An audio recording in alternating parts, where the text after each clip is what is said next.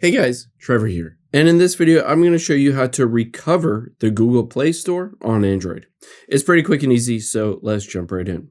Now, if you have the Google Play Store and it is missing and you wanted to get it back, the first place that you can check is potentially you press and hold on it and hit remove.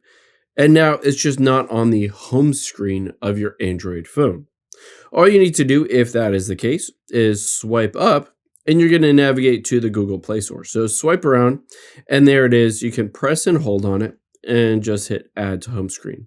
However, most likely this isn't the issue for you. Most likely there are one of other two options.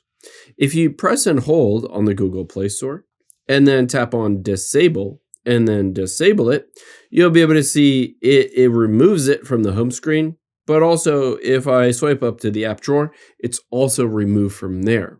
We can easily find it just by swiping up and tapping on settings here. After you're in the settings, the first place that I would recommend looking is let's go down and tap on home screen here. And after you've done that, scroll down again until you get to hide apps on the home and app screen.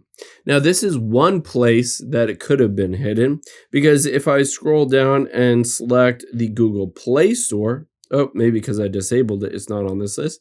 But if you have selected an app, you'll be able to see it's at the very top. If you find the Google Play Store at the top, just tap on that little minus button to get it back. Or if you've disabled it, we can re-enable it just by going back to your beginning of your settings. And we're going to scroll down to apps and tap on that.